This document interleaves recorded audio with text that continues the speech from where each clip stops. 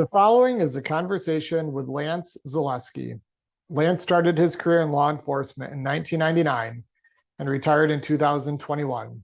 He has spent time in numerous positions throughout his career, including a police educator and instructor for various police academies, a senior training technician for the New York State Department of Homeland Security, K-9 officer, a certified special weapons and tactics operator, and advanced tactics and hostage rescue operations. He founded the Madison County Sheriff's Office Special Operations Unit, where he led men and women during high-risk events to include barricaded gunmen, hostage rescue events, and warrant planning. The team assisted in personal protective details for the Dahlia Lama, Prime Minister Tony Blair, country stars Big and Rich and Cowboy Troy, Gretchen Wilson, Tracy Lawrence, Montgomery Gentry, and many more. Lance is the recipient of the Medal of Valor, Combat Cross, Gallantry Star for Bravery, Distinguished Service Medal, Veteran Service Award, and the American Legion Award. In 2013, he was a participant in the reality-based TV show Elite Tactical Unit on the Outdoor Channel, where he plays 6 out of 14 SWAT officers from around the country.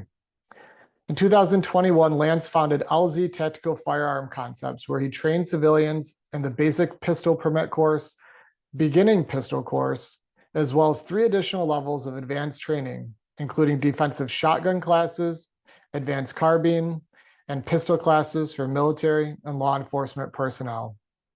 In his free time, Lance is a volunteer coach for the Stockbridge Valley Sporting Clay and Trap Shooting Team, as well as a coach for the Scholastic Clay Target Program sponsored by the Vernon National Shooting Preserve. I was introduced to Lance years ago at our training facility and have followed all the great work he's been doing through the years. When he launched his company, LZ Tactical, I signed my father and I up for his Pistol Level 1 combat course, which was not only extremely educational, but a very rewarding experience. You are listening to the Co-Movement Gym podcast, where we inspire people to move and live courageously. If you are enjoying this content, please support our sponsors in the description. I thank each and every one of you for being on this journey with us. Now, please enjoy the show. Folks, listen up. I want to take a brief moment and thank our podcast show sponsors, Lombardi Chiropractic, Native Path Supplements, and Redmond Life. Lombardi Chiropractic has been my personal chiropractor for 10 years and has kept my body strong and healthy. Native Path Supplements are used by numerous co-movement clients and our coaching team here at the facility. I highly recommend that you try their chocolate collagen peptides. I was made aware of Redmond Life by one of our trainers here at the facility. He recommended I try Relight Electrolyte Powder. This supplement has dramatically improved my afternoon energy levels and overall hydration. I'd like to thank these 3 companies for providing outstanding service and products that make our society healthier and more resilient. Mention the Co-Movement Gym podcast when you call Lombardi Chiropractic, and not only will they treat you like family, they will provide a nice, enticing discount to all listeners. And use code COMO15, that's C-O-M-O 15, at checkout when shopping at nativepath.com or redmond.life and receive 15% off all your orders. Your support to our show sponsors assists in us paying for expenses and continuing to provide content we hope you all enjoy. All right, we're live, Co-Movement Gym podcast, sitting in the studio here with Lance. How you doing, Lance? I'm doing good, man. I'm doing good. You caught me right when I sipping my cup of coffee. Good, I'm glad you're here. We got a lot to talk about. Thank you. Yeah, I'm a big fan of a lot of what you're doing. We've been friends on and off through the years. And, you know, one of the things when I was writing up some questions and some thoughts, law enforcement is a tough job. And there's more and more people not wanting to get into the career path. It's having a hard time filling jobs. What drew you to the career of law enforcement 20 years ago? No, I got to be honest with you. I didn't know I wanted to be a cop. Okay. How'd it come about? So in the early 90s, I moved to Florida, and I lived in Boynton Beach, Florida for quite a while. And I worked for a company called the Wackenhut Corporation. And they had a lot of private security stuff. That's all we did. And we worked at a lot of gated communities, and they had the Belgrade nuclear power plant that they did security for as well. And so I'm like, you know what, I'm going to try it. So I tried it, and I liked it. Mhm. Um, and then I moved back home in the late '90s when my dad got sick, and my dad's like, "Hey, listen, you ever think about being a police officer?" And I'm like, "No, I haven't." I'm like, you know what? Why not? I'll give it a shot. So in 1998, I started work for Steuben County Mhm. Sheriff's Office, and I had to work inside the correctional facility in order to be given a sponsorship to the police academy.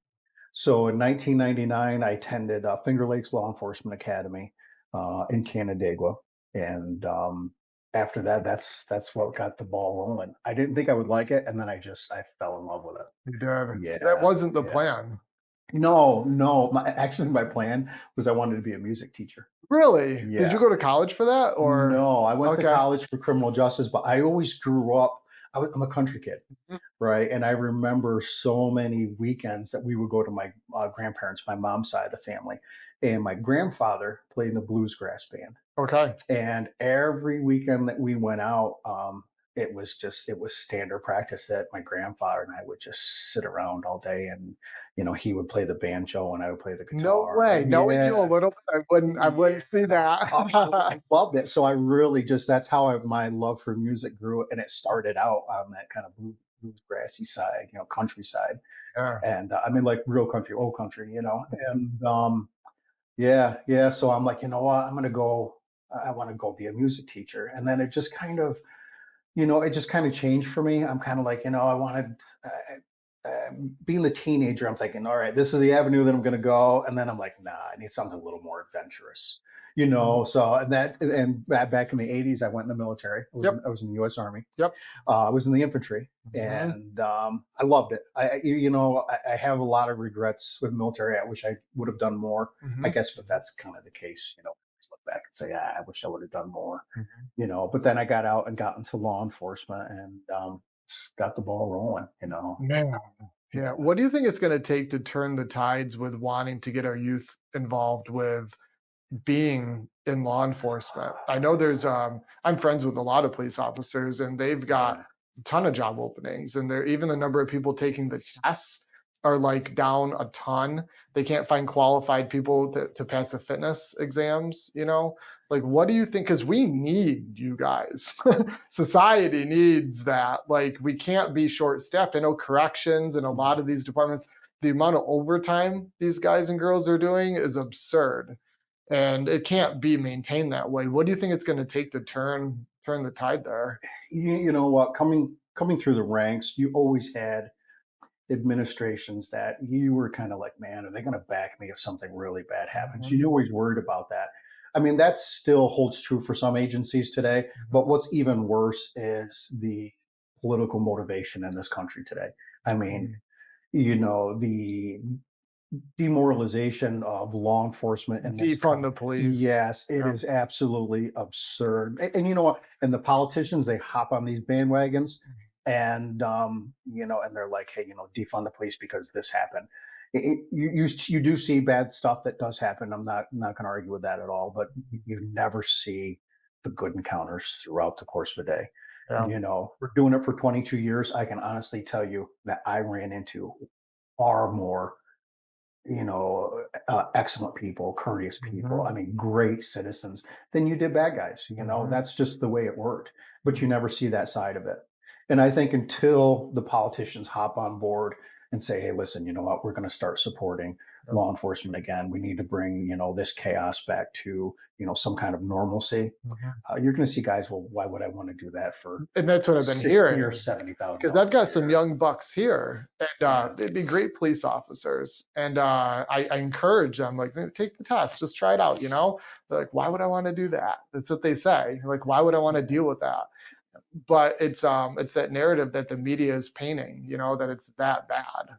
And it's a shame, and it's a shame, Mhm. and they do it on purpose. I Yep. mean, let's be honest. We can see Mhm. what their narrative is, Yep. and they do it because they know that, hey, you know what, you could be a great police officer, but it's going to take one incident for you to get jammed up, and now not having the backing or having the attorney general's office come in and say, hey, well, wait a minute, I want to take a Mhm. look at this. you know, and guys are weighing their options. They're like, well, wait a minute. Yep. You know, I can go do this field or this occupation and make the same money. I don't have to worry about being sued liably. I don't have to worry about shot at. Yeah, all that kind of crap that comes with the job. You know what I mean? So I can't blame kids. You know, and it's unfortunate because I loved the profession. Absolutely loved it. Well, you were in it during a time when you retired when things were about shifting to where we are now, 2021, right? Yeah. A lot has changed in 3 years.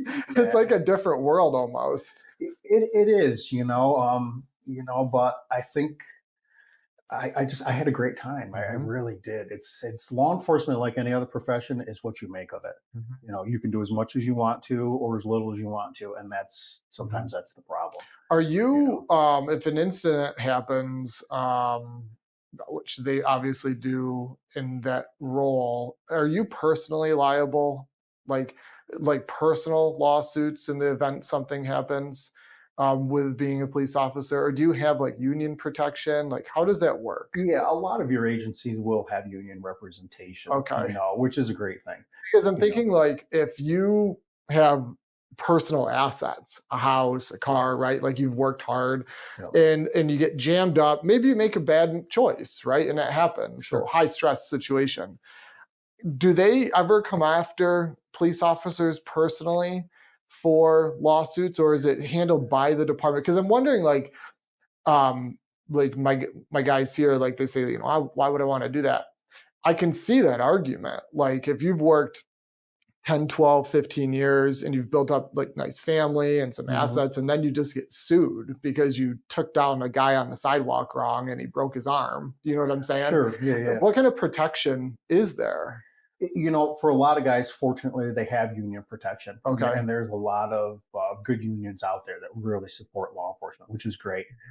Because could somebody come after you civilly? Absolutely, 100%. I mean, let's be honest, you can sue anybody for anything nowadays. Sure. You know, so do law enforcement personnel run that risk? Yeah, every day they run that risk. And like you said, it could be something silly. You know, it could be taking somebody into custody and they twist their ankle or whatever the case. Could you be liable? Yeah, 100%. There are, I mean, I do know law enforcement officers that do take out like a liability insurance I think based that's on their smart. profession. It is, but you also have to remember that it's insurance. So that comes with a personal price that families have to pay and stuff like that, you know. So yeah. So there has to be coverage through the department though. Like you have protection through that. Through the unions, you will. The unions. Does every department have a union? As far as I believe, yeah. Okay, that'd be smart. Yeah. You may have some smaller agencies that don't have union protection. And I'm speaking for New York State. I don't know outside of New York State. But you also have to remember that a lot of guys will get backing from their agencies because let's be honest, we don't have deep pockets. Sure. These government administrations do, you know, the counties, the cities, the villages, whoever they work for, you know, they're going to go after them. And unfortunately, the officer that this happened to is going to be collateral damage in the process. Yeah. That's tough. In all your years out on the street, you have any stories that stick out? There's a ton of stories. Anything though that just boom comes in first and foremost? That's funny. No, it doesn't have to be funny. It can be super serious, like anything. You know, super stressful. There's some stuff, I guess, that's, you know, that can be stressful. I mean, you know, I think probably the best part of my career is I never liked writing tickets. Okay. I never did. I did DWI patrol for years. You know, and I was not a huge fan of writing tickets. So when the nasty grams came out from the boss, are like, hey, tickets are down. I had to raise my hand because I was the one that created it. So what I used to do is, especially if it was, you know, a younger person that I had pulled over, especially like a teenager, you know, you just say, hey, listen, man, you really got to watch your speed. So this is what we're going to do. And I would tell somebody, you know, like teenagers or whoever, I'm going to cut you a break, but you have to tell me a joke. Really? Yes. Yeah. So I used to, that's cool. Yeah. So I used to sit, you know, and I would tell them, hey, listen, man, this is the deal we're going to make. You tell me a joke, I won't write you a ticket. And some people just rattle them right off. Yeah, and it was funny, but other people are like, I don't know what. I'm like, man, Google it. Google something. Sure, Come up with a joke. I don't care what it is. sure. And it's Man, that brings a lightheartedness to the job too. Something like that. yeah. You know. You got to. You can't have your thumb over people, man. You have to Mhm, remember that. Yeah, we're no different. Cops are no mhm, different than anybody else, and we yeah, all have our struggles, and especially like economic times like mhm, these. And even back when I was still on the job, you stop somebody who couldn't get their exhaust fixed or their windshield fixed when it was broken. sure, So totally. and they're like, "Hey, listen, I can't afford it." So what are you going to do? You're going to write them a Mhm, ticket, so that puts them even more behind the ball. yeah, Yeah, yeah. Was there people out there that would do it? Yeah, absolutely. mhm, Um, you know, um, it's you got to mhm, have a little bit of compassion and for and sure. empathy for people. And you win people over, in terms of respecting the police and stuff. I know there's a lot of stuff. They're not afraid. Right. Like that's weird. When I was growing up and still am, like you respect and are that's the higher power, right? Like you listen and respect them, law enforcement. But now it's almost like, especially these younger kids, it's just like they haven't been warned. Like you need to be, listening to the orders and respecting, police officers. You know, Yeah, it's the consequences I think are different. yeah, Back in the day, if you got in trouble, especially like when I was growing up, you know, you dealt with the police. I remember I got pulled over one time as a kid, and I wasn't so worried about getting pulled over. I was worried about when my dad. same here. Yeah, because I'm like, oh man, oh shit. Yeah, I'm in deep trouble when I get home. And nowadays, I mean, it's different. yeah. Um, However, we raised our kids the same way that I grew up. Mhm, Every decision you make does have consequences, good or bad. mhm, mhm. There's not a lot of families that still believe in that. Yeah, I know. Do you feel I get this in jujitsu a lot. I train with EJ and a bunch of people down in Washington Mills. There's a company called Thin Line Martial Arts. Have you heard of this I have company? heard of it. I Okay. believe we discussed it before. Okay, we did. Jeff Hall. Yeah, Yes, the yeah, we DEC did. is a good friend. He runs this company promoting awareness for law enforcement to continue training like self-defense tactics, grappling and all that great stuff. Oh, And then he nice. sells some like cool apparel with that. Um, do you think that the average police officer has enough training in hand-to-hand combat and grappling? That's okay. Let's talk about that Yeah, because not even close. by the time this airs, we will have made the announcement. Thin Line Martial Arts is going to be a sponsor for us, which is great. We're going to be promoting and really pushing this narrative because it's one that needs to be out there more. Um, Police officers will go to the academy and they'll get a certain number of hours in, maybe ground fighting and hand-to-hand Defensive combat, tactics. defensive tactics. Yep. Right, right. But it seems past that, it dwindles down to almost nothing, right? And what should we change or how should that look as far as maybe reoccurring monthly training or annual like what because I would agree most are not ready for that situation properly. So what's your viewpoint on that? You know what? So I look at it as kind of like a snowball effect, right? So when you think about law enforcement, what are the things that a law enforcement officer comes in contact with people? What do they use the most? Well, first of all, there needs to be more training when it comes to communication. Okay. Because I mean, let's Sure. be honest. If you go into an argument and you're yelling at the top of Hmm. your lungs, where do you have to go? You can't escalate anymore because you're already there, Sure. right? So now you have to bring that tense situation down. However, if you start down a little bit lower on that plateau, Sure. you've got room to go up or down, and you can escalate if it need be, and you can de-escalate the situation a lot better. So I think it starts there, Hmm. but then the snowball effect, it kind of rolls over to the fact that, let's be honest, I would have to go hands on with somebody way more than I would ever have to pull a taser or pepper spray or even draw a firearm. Which we want. Right, Right? right, Sure. right. But you also, I mean, a lot of the stuff that you have to remember is there's a lot of context that you don't see when it comes to police encounters, right? Mhm, What did mhm. it lead to this? What did this person have? What is so much, maybe even the stature of a person? Mm, sure. What if you've got, somebody who's a little bit smaller, let's say an officer who's 150 pounds with all their gear on is Mhm. staring at somebody who's 6'6" and 300 pounds. what Yes. are you going to do? Yes. You know, so going through, I couldn't tell you what defensive tactics are now. I was never a defensive tactics instructor.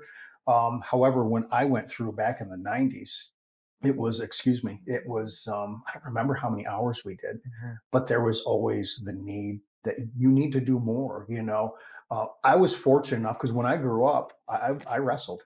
So, Well, there's a huge advantage right there. yes, Yes. I wrestled when I was in high school, and when I got to college, I started taking judo. You did. I did. Well, what a combination. The judo Yeah. is great. Wrestling, phenomenal. Wow. Okay. And I loved it. I really absolutely loved it. Fell in love with it. I don't even know what belt I made. So, but I used to go to the Empire State Games. Mm.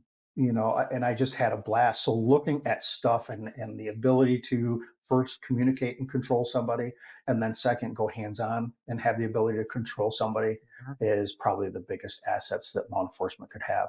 However, we don't pay attention to that, and Not at all. that gets put on the back burner.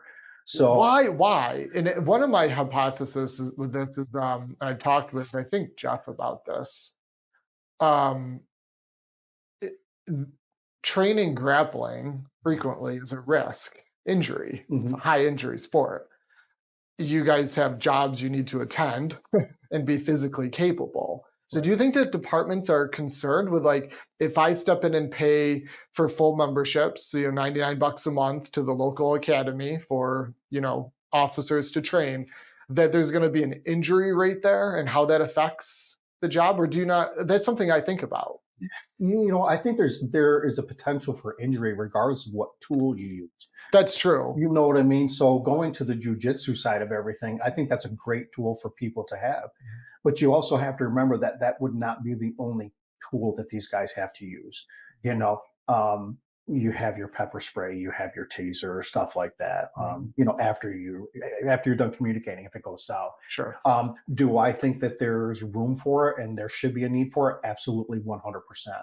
Something to keep in mind, though, is you have to remember it'd be a great idea not only for law enforcement to come in and start training up on this, but law enforcement needs to come in and train up on it on the gear that they'll be using on the street. Yeah, that's a great point. Yeah, You, because you know, we do this, I think it's called a four-step punch block drill or something, okay, where we're taking into consideration a firearm on your hip, right? At right, some level. You're absolutely right, because that changes the situation.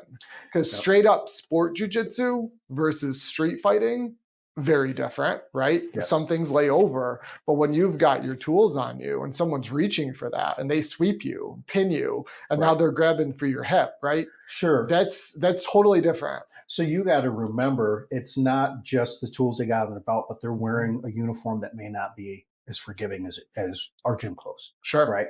On top of that, you have to throw a bulletproof vest underneath those clothes. Mm, Then you throw their duty belt on. So their duty belt could be something as simple as their sidearm, whatever firearm they carry, a pepper spray. mhm. Some people carry a taser. Well, where do you carry that taser?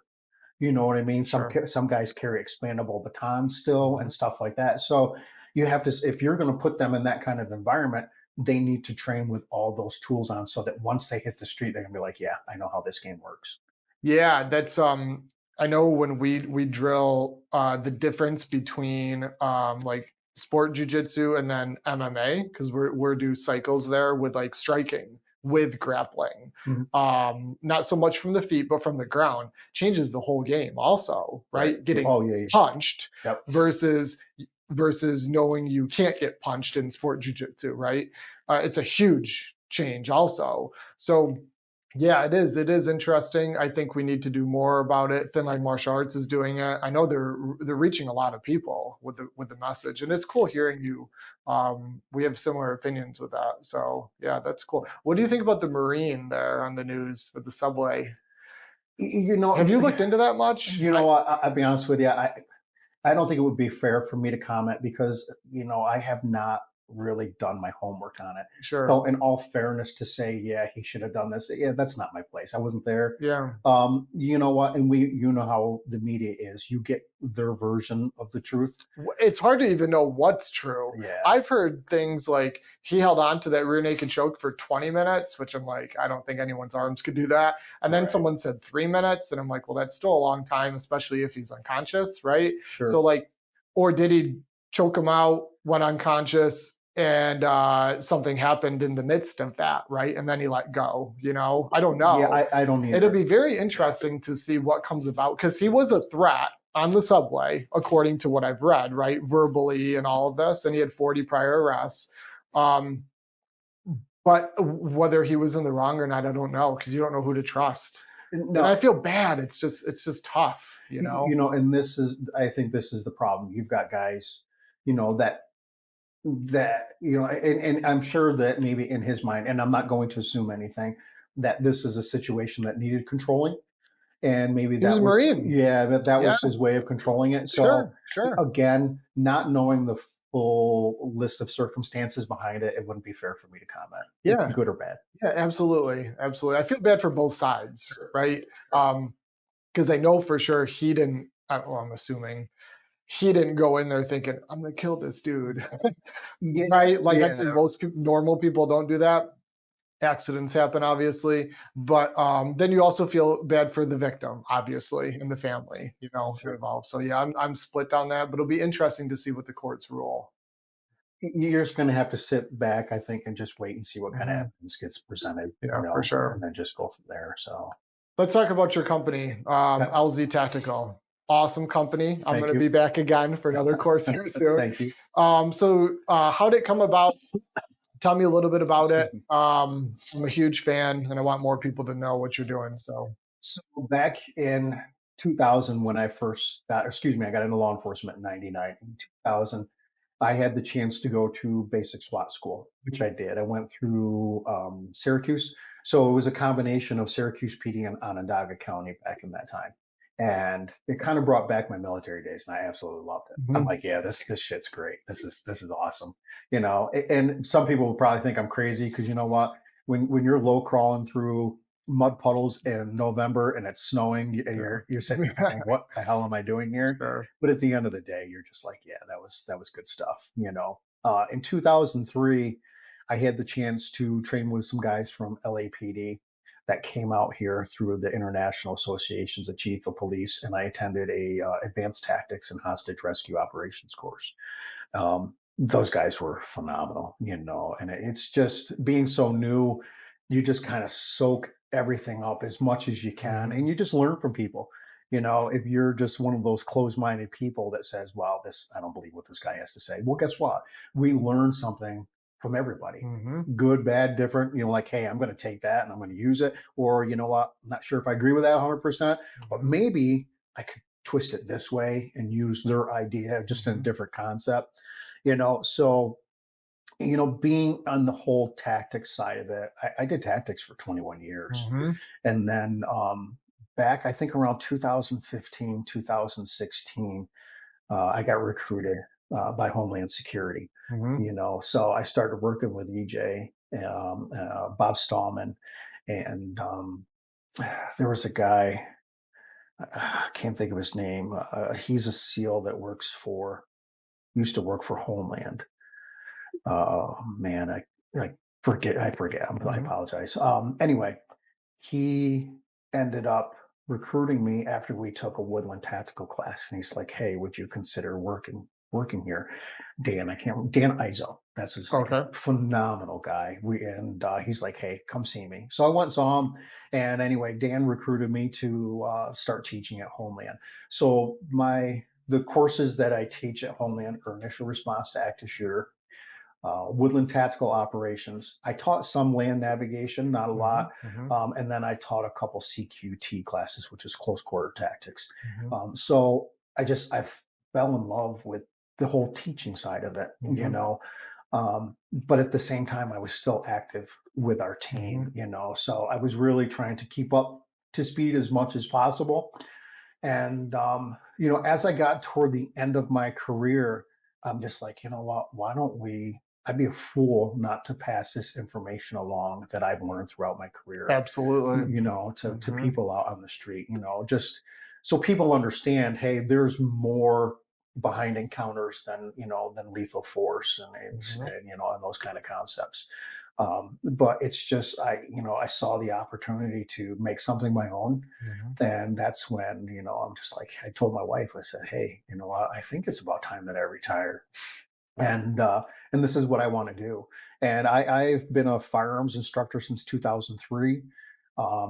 Like I said, I've been in tactics since 1999, and just it's I kind of combine the tactical side Sure. with the law enforcement side, and just came up with kind of my own thing to see what people needed. Yeah. You know, I think it's a great idea.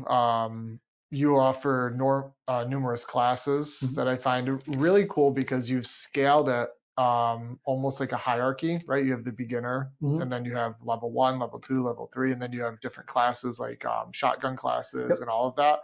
One thing that I took away, many things, and it forever changed the way I see a bunch of things. Um, I grew up with guns, hunting, playing in the woods, wasn't foreign to firearms by any means, handgun and long gun.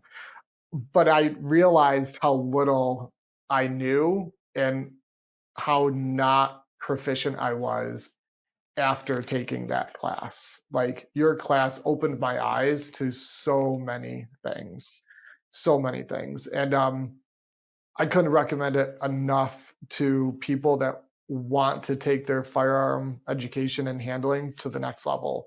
Like I said, I was not new to firearms, but I felt new there, which was great. right. you Well, you know, know what? It's good. So even to this day, I still learn stuff. sure, I mean, sure. I reach out to a lot of my buddies. Back in 2012, I was fortunate enough to do some work for the Outdoor Channel. Yes, you were Um, on a reality TV show. I was, yeah, Yeah, I I said was, that in the intro there. yeah. So I did this show called Elite Tactical Unit, Yep. and what it was is it was a reality based competition show Mhm. for SWAT guys all over the country. And the show was great, but the people that they brought in to train us is stuff you'll never forget. They had guys from DevGru that came in that taught us waterborne operations. We actually went out on the Mississippi River and did a vessel raid out on the Wow. Mississippi River. Very cool. The Outdoor Channel was phenomenal. They built us a shoot house that didn't have a roof on it. So what they would do is they would actually fly drones up above while we were doing room clearing and stuff like that. Yep. So you could go back at the end of the day, and it's almost like what like how football players critique their game. Yeah. That's exactly what we would do. We'd be like, "Oh, hey, you know what, Lance, you missed this step here on this door," or "Hey, watch, don't cut the threshold so close." And Mhm, you could get mhm, really nitpicky, which mhm, actually made great operators. mhm, So having the ability to pick the brain of guys from Texas and LA mhm, and Minneapolis and stuff, guys like that. mhm, One of the guys, that two of the guys I was really really close with, Steve Gordon from LAPD. mhm. He was an LAPD SWAT guy, I think, for 18 years. Wow. And then Tony Caspers. So Tony worked for Minneapolis PD, Mhm. and he was a SWAT guy for years. And Tony actually ended up winning. He beat me by He won? he did. He beat me by 2 points in a long range shoot off. Okay. Yeah, what a great guy. Sure. So even to this day, I'll pick his brain. Okay. Tony is an instructor for the Sig Sauer Academy as well, Oh, wow. and and I'll pick his brain to this day. Hey, what do you think about this? Or what? Excuse me, what do you think about that? And we just come up with all these different scenarios to throw them past each other. Sure, you're bettering each other. Yeah, put our brain together, or Mhm. I'll reach out to guys that are still active right now and say, hey, you know what, has this tactic changed, and if so, how has it changed, just to Sure. keep up to date. How did you get into that show? Did you apply? Like, was there a bunch of applicants? Did you get invited? No, a buddy of mine, Rich Emberlin.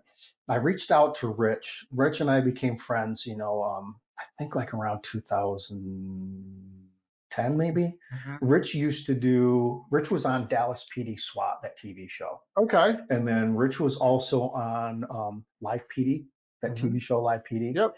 And so we got talking back and forth, and he's like, hey, would you consider doing this? And I'm like, let me think about it. And So my wife is like, just go for it. Just go do it, But I ran into some problems department wide. I had to use my own time off. Oh, wow, y- sure. You Yeah, I know, can see um, that. and one of the biggest things, if you watch the show and you'll see it says Lance Zaleski, it says Syracuse, New York, because back then I was not permitted to use Madison County Sheriff's Office. Really? Yeah, That's interesting. You would yeah. almost think that they would want that. Well, you would think so, but because I was not going as a representative of the sheriff's office because I had to use my own time, I see. I was going, yeah. So, and even when the producers of the show would ask me, like, where are you from? And I'm like, well, I'm from Munnsville, New York, Madison County. I'm like, yeah. They're like, where the hell is that? And I'm Yeah, like, it's near Syracuse. And sure. they're like, all right, we're just going to put Syracuse. And so I was, I don't want anybody from Syracuse PD being offended because it says Syracuse. But this is how it's kind of rolled Mhm, out. And I mhm, wasn't allowed to use the name at that time, mhm. but looking back at all the guys and stuff, there's a lot of phenomenal tactical minds across this country. Sure. Both law enforcement and the military that have a lot to contribute, and they're the ones that I learned from. Mhm, I mhm. didn't recreate this tactical, a lot of concepts. I had a lot of help along the way. Sure. You know, Yeah, one of the questions I get here, because we have your like the mini flyers for your company out here. Mhm. We've had some people take them. Girl Lauren, I think, is going to be signing up, and some other people. One thing I want to emphasize is participants don't need to have a lot of experience or almost any Mhm. experience. One of the guys in the group that we did, remember, he had never shot like Yeah, a handgun and, ever. and that's not a bad thing though. Correct, because you're Right. almost starting from scratch, right? Like, and you can build the good habits. It's like weightlifting, right? Like the good habits first and then work from there versus all these bad habits that you have to fix, right? So Right. for people listening, if you are interested in this, which you should be, um, you don't need to be proficient. Like Mhm. you could know nothing and learn from the ground up. So prior to the new laws that just came out recently, Yep. last year, where this whole 18-hour training class came into Yeah, and I effect, want to talk about that in a second. okay, a lot of people, would have to just go take, I think it's a 3 or 4 hour safety course prior to getting their pistol Yeah, permit. which is I did that. It was in a classroom. Right, You never touch a firearm, you don't shoot a firearm, and it was all like bookwork, lecture. Like I had to take a test at right, the end of 4 hours, right. which I could have passed before I even took the class, and it was almost And worthless. you know what? And people know that, right? Sure. So I guess one thing I would say is don't feel embarrassed if you sign up for a class and be like, I don't know anything. That's fine. Sure. And it's not their fault. Mhm. It is not their Sure. fault. It is just, what, you come in, hey, you need 3 or 4 hour safety class, and that's all you need. Well, the majority of the people that I would get like in my beginning classes, a lot of them didn't even know how to load a magazine. Yeah. They're Oh, like, I can absolutely see that. Sure. so and that's nothing to be embarrassed about. You have to be taught sometime, right? Yep. um but it was just seeing people in a course of in the matter of 2-day course, they would go from having no clue how to load a magazine. At the end of day two, not only are they loading magazines, they're doing magazine reloads, tactical reloads. I they're, know. they're I doing, you know. know what I mean? I do. Yeah, and they're doing the biggest thing is weapon malfunctions. Sure. You taught us the three. Yeah, Yeah. Stovepipe and double. double feeds. Yeah, I Yeah, remember the yeah, process, but the names, yeah, yeah, it was amazing. yeah. Yeah. So if and I tell people, you could be the best shot on the planet, Yep. but if you're in a gunfight and you have a malfunction, you don't know how to clear it, you're dead in the water. You're dead in Absolutely. the water. And the way that you teach is so non-intimidating also. Mhm. I think a lot of people correlate law enforcement, firearms to like almost like a boot camp mentality, right? And they might be scared to do a class like this, but Right. it's not like that at all. Yeah. It's strict. Like, don't get me wrong, because we're using firearms and we're shooting and it's a busy day, but it's very it's not an intimidating environment. You know what? Thank you. And Mhm. and I think that's very important. Just I mean, people have to understand that that's the background that I came from, but I also understand human dynamics and how people learn. And that is not the time or place for people to be yelled at or anything like that. No. It's we do have rules, you know Yep. what I mean? You Safety should. rules in effect, Yep. so nobody gets hurt. But at the end of the day, it's just to see the the confidence level Mhm. just go from, oh shit, I don't even know how to load this thing to, hey, look at me. I just did I did a tactical reload with a level 1 immediate action drill. Yes. So Yes. people are just, and that's it, because I want people to walk out of there and say, you know what, I got this. One thing I really appreciated, the small class. You don't take big No. classes. It's just you, and then we had 3 people, including myself, so 2 others. That is awesome too, because you get a lot of one-on-one time, Yep. and you're able to watch everyone, easily versus like 12 people at one time. And so I appreciated that too. Oh, Yeah, thank that you. was very good. You know what? I always understood that, you know what, you're taking time out of your day. Mhm. Not only that, but you offered to pay and come to my Mhm. class. So why wouldn't I give you the time and attention that you deserve? And you Mhm. can't do that with a large group. Sure. You know what I mean? I mean, I have a lot of buddies that are, excellent firearms instructors that would come out and help, Mhm. but there's still that attention to detail, Mhm. and it could be something simple. Hey, you know what? Try using a little less trigger finger this time when you do it, or Oh maybe a yeah, different grip, you or told me that. You told me that, and I didn't understand the what's that, like a double fire? There's another name for it where the trigger's half, where you half release it. oh, you're talking about trigger reset? Yeah, Yeah, that yeah, I had yeah, no yeah. idea that was even in guns. I Yeah. didn't realize so much, but it was awesome. It's little tips and tricks that I pass along to people just to make their proficiency a little bit better. And We're shooting at like 3 yards, 5 yards, 10, 15, and maybe out to 20. I don't 25. remember, 25. Yep. We took the New York State pistol qualification course, Yep. right? Is that Yep. what we did that twice, I think. Yep. We shot 400 rounds in a day and a half, which was great. But it was great. What's your 10-year vision? Or 5 years? Like, are you thinking anything beyond like day to day? Do you have plans, or is it more like, let's see where this goes? Right now it's kind of like, let's see where this goes. I Okay. do get a lot of requests from law enforcement guys just Okay. recently. But private, they're hiring you privately. Yes, Okay. yeah, more so, hey, you know what, my shooting's not up to par. Can you give me a hand? Mhm, And I've taken law enforcement officers out and just watched their score go through the roof. mhm. Because just like you had talked about, instead of having that one-on-one with somebody, it's not uncommon to have maybe 4 or 5 police instructors for a line of 20 people. Sure, And let's sure. and let's be honest, when you get to law enforcement qualification, it's like you got to remember it's staffing, it's budget, it's ammo, it's the cost of equipment. Timing, you don't Yeah, have all this time. You got a curriculum, you gotta go. correct. Yeah. Yeah, yeah. So, it's they don't get the specific attention they need Mhm, at that level. It's kind of like, okay, you shot, let's go. mhm, mhm, For people to get that individualized attention mhm, that you wouldn't normally get, it's very mhm, important. So a lot of, these are like saying, hey, listen, man, I just need some fine tuning. All right, mhm, let's schedule it. mhm, You know, Tactics wise, when it comes to close quarter tactics and room clearing and stuff like that for SWAT guys, mhm. I was fortunate enough just to learn from a whole bunch of different people. Yep. And I kind of, it's like a big pizza for me, Sure, with all absolutely. these different toppings on it, and all these different toppings or tactics that guys taught me throughout the course of the year. And and it's nice because it's just, guys, everybody has a different way of looking at things, Mhm, and you're like, oh cow, that's a great idea. It could mhm. be something simple as, hey, this is how we tap up when we go to a raid, or Sure. this is how we clear this room, or where, I carry my carbine at high ready, instead of, high port low ready, that Mhm, kind of thing, under these circumstances. I'm like, mhm. okay, that's a good idea. Sure. So I want to bring everything that I was fortunate enough to learn from all these guys to people who want to learn it on the street. Mhm.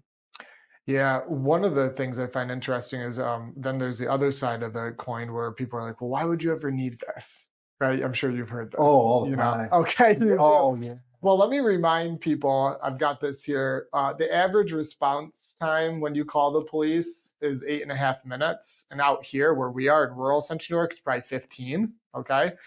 You may know, is that accurate statistic? I here's the thing: you can't, in Madison County, Okay. we have what's called the closest car concept. Yep. So it's irrelevant if, let's say something happens, at Mad Taco on Route Hmm. 20 in Nelson. Well, who's the closest car? So Sure. it could be 15 minutes away. So that could be an average, Sure. but you may be fortunate enough to have somebody right around the corner and there in 30 seconds. Sure. It's Sure. it's hard Sure. to tell. So Here, average, I couldn't tell you. Okay. I think 15 minutes is probably a little drastic. Sure. Yep. However, even if it's 3 minutes, let's just narrow it Yeah, right down. sure. Even 2 minutes, and you're going hands-on and you're fighting with somebody Correct. for 2 minutes. So this is what I'm getting at, right? Yeah. For those that have been in a fight, a 2-minute fight is a very long fight, right? Yep. Let's take the average time, which I Googled, so who knows if that's accurate, but let's say 8.5 minutes, and you've got 1 or 2 people pounding on that door, getting through a window, right? Right. This is real life. And if people are ignorant to the fact that this can happen, then I think you need to brush up on some of that. That is a long time to have to figure stuff out. You know what? It's not just that, but you have to remember that people, like us that do have carry concealed permits, it's if you think this stuff doesn't happen to you at home because you live in your bubble, it Yep. can happen. Absolutely. And there's a point where it very well could happen. Mhm. But now take your family and go to a restaurant or go out and see a movie or whatever. Guess Correct. what? Now your bubble just changed. Big time. You see what I'm saying? So what can people live with? Would you want to have, a weapon and not need it, or need a weapon and not have it? That's great. Yeah, absolutely. And also for people that don't want to carry themselves, and I respect that completely, Sure. you would almost think that they would want more good guys to carry to Yeah, protect their ass. yeah, I agree 100%, 100%. So you think about it this way, this whole, you know, gun safety zones or whatever they call them, gun-free zones, I think is what they call Which is almost all of New York State now. We're going to get into that in a second. Okay, we're them. hold off still, but Yeah. So, if I see things changing drastically, if the gun laws were a little less stringent when it came to good people. I do agree with background checks. oh, I do 100%. agree with that. I do agree with the training A aspect hundred for the percent. safety. Yes. You know, um, but it's like it's harder and harder and harder for people to have that ability. Now, if that changed, right? So let's think about if we were bad guys, Mhm. okay, and we had some ill intentions, and we're like, you know what? There's an older couple out in front of me, and she's Mhm. carrying her purse, and I'm Mhm. going to go grab it. Now, think about this, right? What happened if people had the ability and we had more good guys out on the street? Bad guys are going to be like, I wonder if that guy's got a gun. For If sure. not, I wonder if the guy walking behind me has one For or the sure. person in front of him has one. Yep. And that's going to you would see these robberies, these Mhm. personal Mhm. victimizations, I Mhm. think drop dramatically. I couldn't agree more. We were seeing this all over. I can't speak for New York State, but I know in California they have huge issues where now they've advised staffing of these retail stores Mhm. not to pursue people that walk. They're just walking out of the store with the handfuls of merchandise because they can get away with that. Right? Like you're not going to obviously shoot someone that has a TV in their hand, right? Right. But if they knew that there was more good people, good guys walking around either with firearms, self-defense, right, grappling, like, and to control that situation, you wouldn't see that.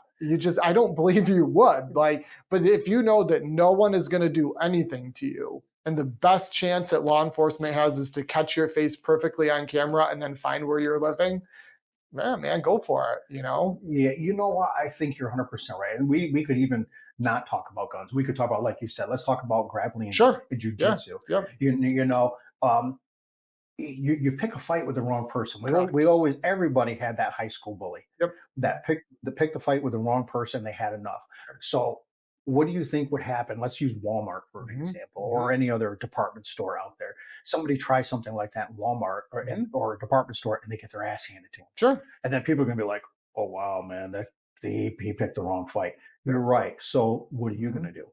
Correct. Who are you going to pick on? Yes, or You and know, we're even go a step backwards even maybe on that and not even get their ass kicked, but you've got someone formidable that has control of that situation standing in front of you. Now they have a choice. Are they going to engage or just retreat and go back to their car, right? Because I would think yeah. most of it would stop there. Most of the people committing these crimes aren't looking for a good fist fight and a throwdown. They want an easy day. They do. And you know what? One thing that I have seen, and I'm sure you can attest to this, is with all the training that I've been through. And so let's even take the civilian side of it, jujitsu, civilian law or civilian firearm training and stuff like that. It's the level of confidence that people walk away with. 100%. So do you think, I mean, I see it when you even talk to somebody, you know, if you get somebody who comes up to you in a confrontation and you find, they find that person that backs down and says, okay, whatever you want, here's my wallet. Yep. And then you get the other guy that they walk up to who's trained in this, who's confident, who's like, listen, man, you may want to go someplace else because you're about to have a bad day. The energy difference coming off that human is tremendous.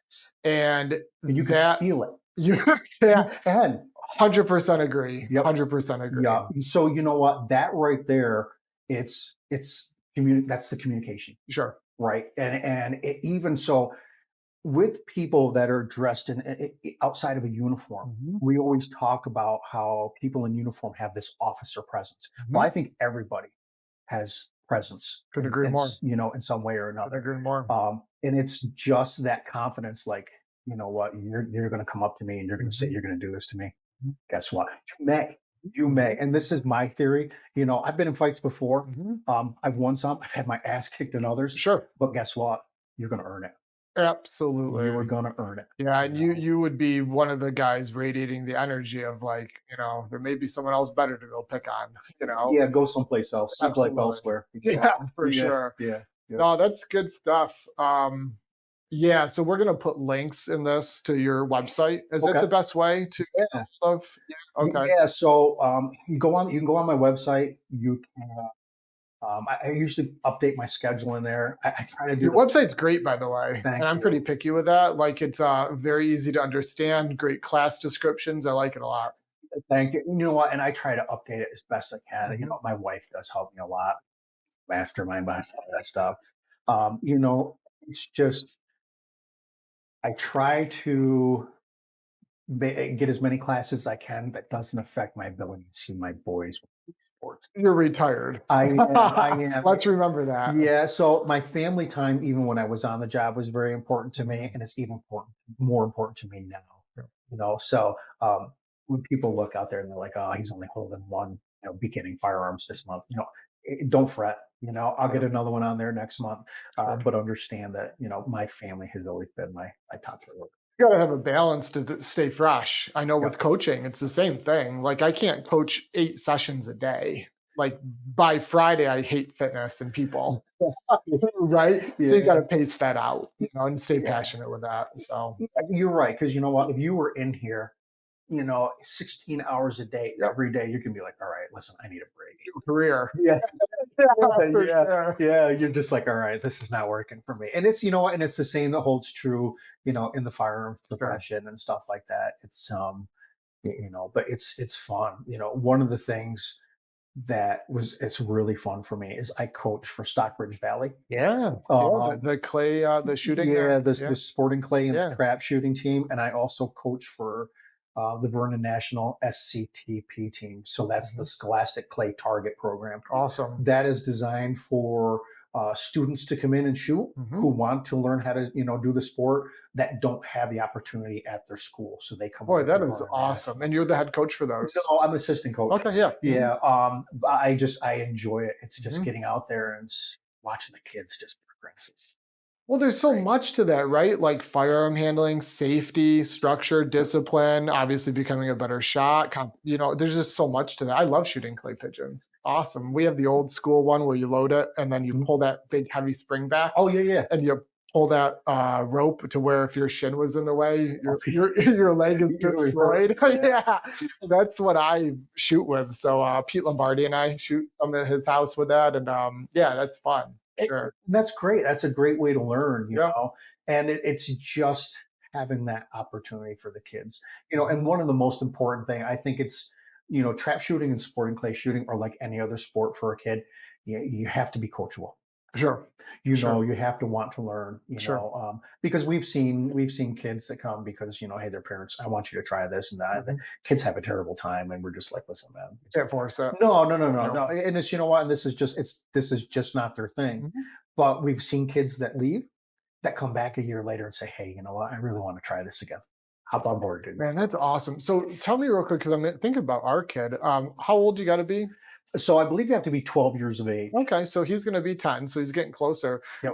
The one group that you coach, that's for any kid in any district? So It's a SCT, club? it is, Mhm. yes, and that's sponsored by Vernon National Shooting Preserve. It is. So It is. sponsored being that it's free for the kids? It's their team. So what the kids have to do is you have to have your own shotgun Yep. and you have to pay for your own ammo. Sure. But when it comes to the competitions and stuff like that, the Vernon National Shooting Preserve has always funded the cost for the kids to go. Oh, right. All their registration costs and everything. And you're volunteering, obviously. Holy cow. Is there practices every week? Yeah. No way. Yeah. So Asher would love this. yeah. So on Sundays, my youngest son goes up there and we'll start with, 50 rounds of sporting clay in the morning. Mhm. And then from there, we'll go right to the trap field and we'll Mhm. shoot another 50 rounds. Mhm. And, the schedule is lenient. So if you Mhm. can't make it up on Sunday, Sure. well, guess what? Come on Wednesday or get a hold of me and we'll go shoot another day. Boy, I think he would love that. I think a lot of kids would like that, actually. We did archery for 2 years with Asher, with the 4-H group and Nice. Washington Mills at Straight Arrow Archery down there Okay. on Main Street. And that was awesome. He loved it. And now he can shoot a bow and he's 10, not even Yeah. 10. He's almost 10. So yeah, I'm going to keep that in my mind. I think that would be very cool for him.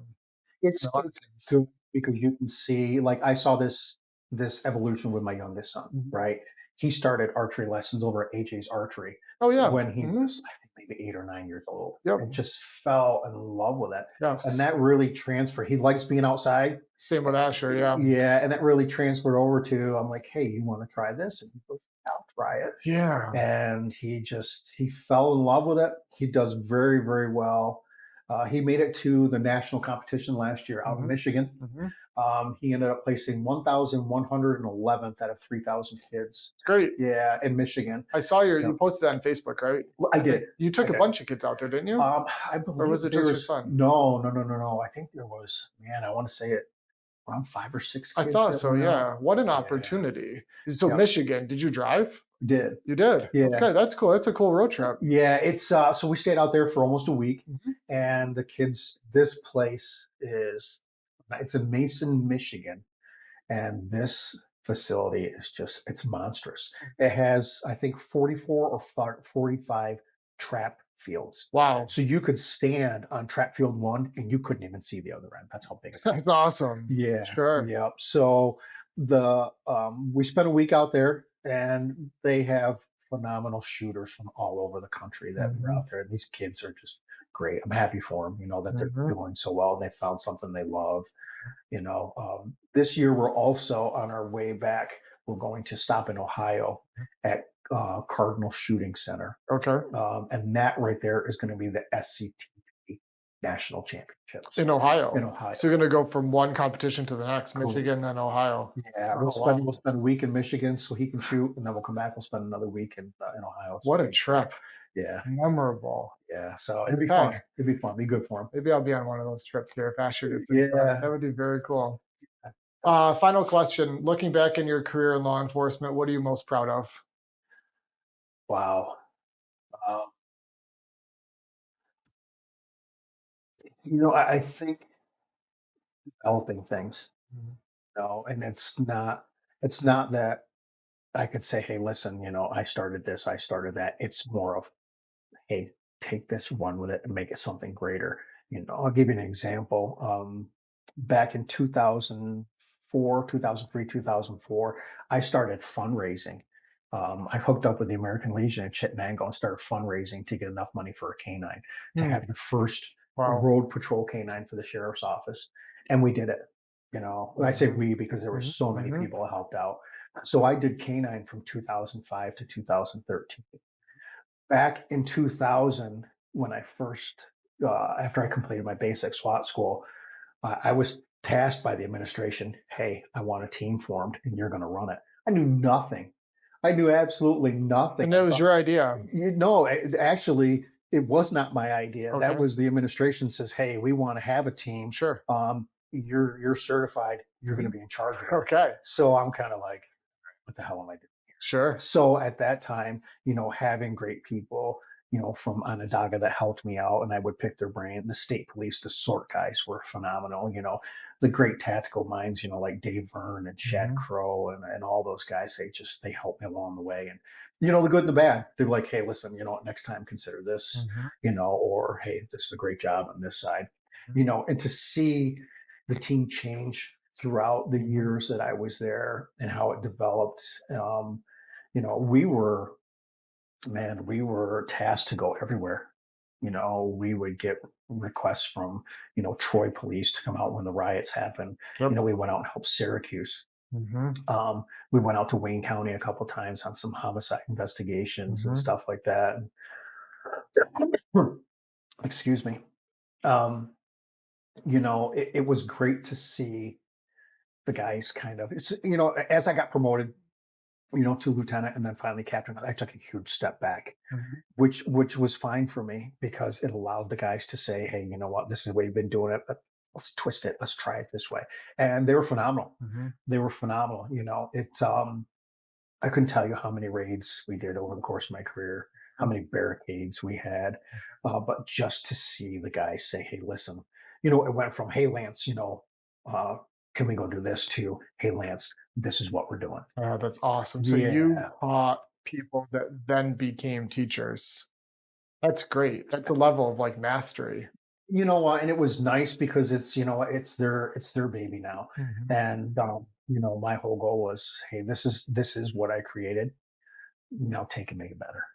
You know, um, One of the other programs that I had the ability to start was our technology division down at the sheriff's office. Mhm. And through grants and stuff, we had the ability. We bought robots, we bought drones. They have a drone program now, and it was nice because you would combine. You would work drones like out on search and rescue events, but you would also use it on the tactical side for for barricades and stuff like that.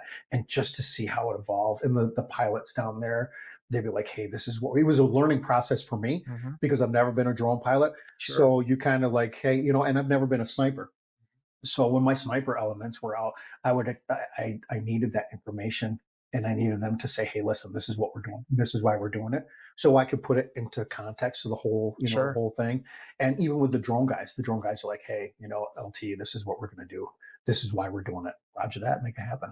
Yeah. And I was fortunate enough to have great guys on the team, and that kind of we learned together, Mhm. along the way. And when I left, the guys that were in charge at that time they're just great guys. Yeah, you built them up. Yeah. No, they built themselves up. We, Sure. we kind of built ourselves up together, Mhm. and I don't think it was just a one person effort. I mean, it took a team, and Absolutely. these guys were great. Well, you have definitely contributed to the better part of society, so thank you. I don't know if I go that far, but all right. No, yes, you have. How can listeners learn more about LZ Tactical, the classes, scheduling? What's the website? So you can go to lztacticalfirearms.com. You can see a full list of the courses that I offer. I have private sessions as well. If people are a little apprehensive to learn in a classroom environment Mhm. with a bunch of other people, go on there. Also, I have a Facebook page, LZ Tactical Firearms, for Facebook page as well, and I try to keep that up to date as best I can. And just tell somebody, hey, shoot me a message, call me. The number that's on there is my Mhm. personal cell. Yep. So if you got a question or just, hey, I don't know what to do, call me. Mhm. I'm also a Glock armor. I've been a Glock armor for years. So when it comes to questions or, modifications or anything, especially when it comes to Glock firearms, I can Mhm. help people out and point them in the right direction. That's awesome, Lance. Thank you for today. Nah, you're welcome.